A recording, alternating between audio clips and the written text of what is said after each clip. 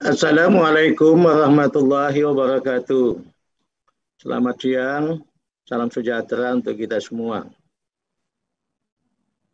Yang saya hormati Menteri Koordinator Bidang Pembangunan Manusia dan Kebudayaan, dalam hal ini yang diwakili oleh Pak Agus Sartono. Yang saya hormati Menteri Pendidikan dan Kebudayaan, Pak Nadiem Makarim. Yang saya hormati Menteri Dalam Negeri, Pak Tito Karnavian. Yang saya hormati Menteri Kesehatan, Pak Terawan. Yang saya hormati Kepala Badan Nasional Penanggulangan Bencana, Pak Doni Monardo. Yang saya hormati moderator, Pak Sekjen Mendikbud, Pak Ainun Naim, para guru dan dosen yang saya muliakan. Pertama-tama terima kasih kepada Pak Mendikbud yang telah memberikan penjelasan yang sangat tinggi, isi substansi yang sangat mendalam, isi substansi yang telah kita tanda tangani. Terima kasih juga kepada Pak Mendagri yang telah memberikan masukan-masukan untuk mensupport kegiatan kita bersama itu. Saudara-saudara, anak-anakku, siswa dan mahasiswa yang saya sayangi dan cintai, saudara sekalian hadirin yang berbahagia, pandemi COVID-19 saat ini membawa dampak serius dalam berbagai sektor, sebagaimana kita tahu bersama, termasuk sektor pendidikan. Sebagaimana kita ketahui, sejak Maret 2020, satuan pendidikan ditutup.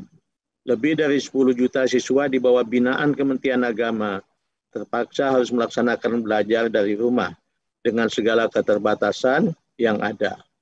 Lebih dari 10 juta siswa di bawah binaan Kementerian Agama yang terdampak akibat COVID-19 itu pada dasarnya tidak bisa menerima pelajaran sebagaimana kita harapkan bersama. Saya kira sama dengan yang tadi testimoni yang disampaikan oleh salah satu adik-adik kita tadi. Kesehatan menjadi hal yang sangat penting pada saat ini.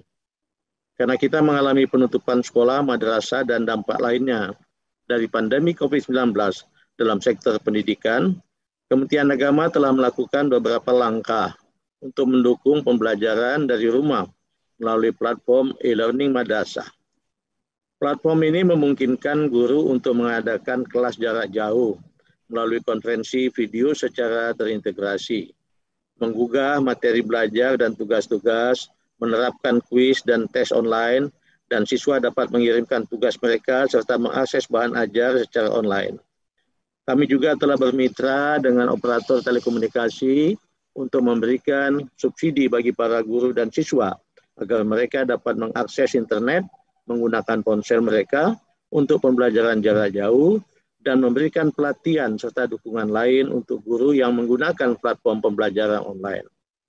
Hal ini termasuk menyediakan panduan kurikulum darurat bagi para guru agar mereka dapat terus mengajar dengan platform online secara efektif selama keadaan seperti pandemi ini.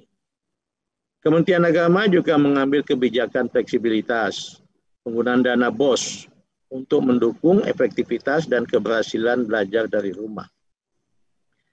Meskipun demikian, kita semua akui ternyata untuk saat ini opsi pembelajaran tatap muka di kelas masih menjadi pilihan yang paling efektif. Hal ini dikarenakan masih terjadi ketimpangan dalam hal kesiapan infrastruktur dan jaringan IT, kesiapan silabus dan kurikulum darurat, dan juga kesiapan dan budaya serta literasi digital guru dalam menjalankan pembelajaran jarak jauh di masa pandemi. Terlepas dari persoalan pandemi sebenarnya, saya kira transformasi digital dalam pembelajaran merupakan sebuah keniscayaan. Baik masih ada pandemi COVID-19 atau tidak. Saya betul-betul berharap permasalahan-permasalahan yang ada tadi harus menjadi titik tolak untuk pembuatan peta jalan, mengembangkan digitalisasi pendidikan yang sistematik dan terukur.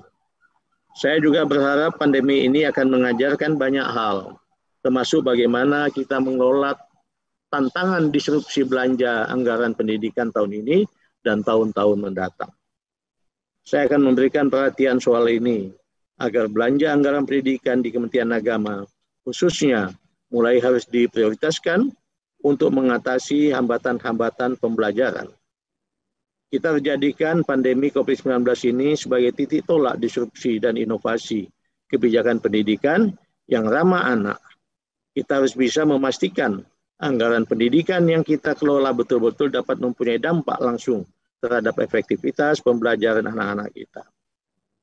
Saya merasakan betul kesedihan dan kerinduan yang amat dalam yang dialami oleh siswa, mahasiswa, guru, dan dosen untuk bisa kembali ke madrasah, sekolah, dan kampus.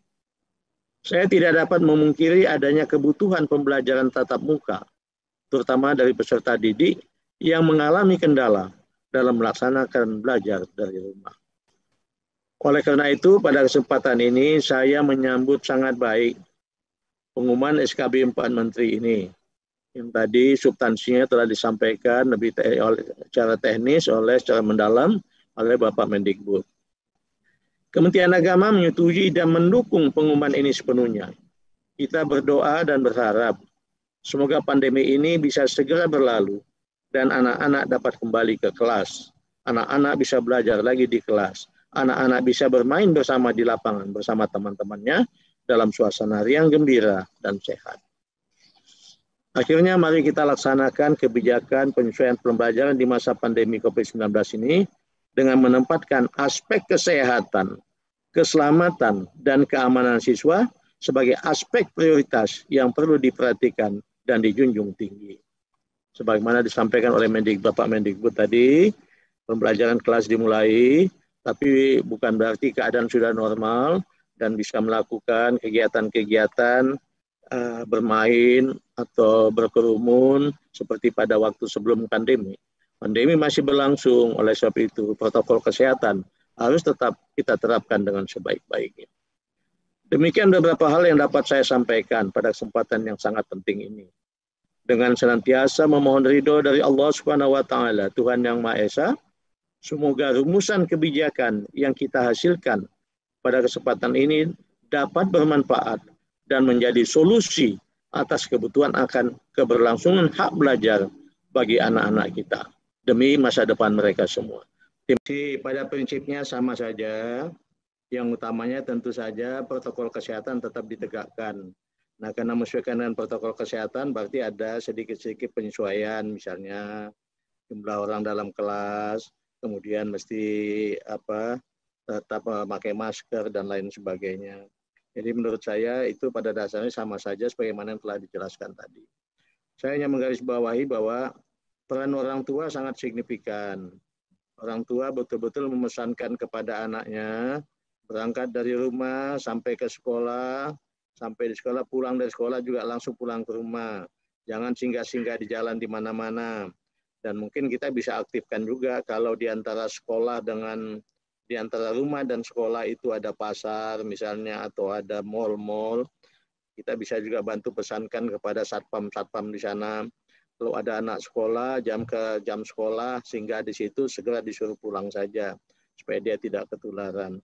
Jadi semua ini memang hendaknya semua orang harus terlibat merasa berkepentingan atas keselamatan anak-anak ini pada saat kita mulai membuka sekolah tatap muka.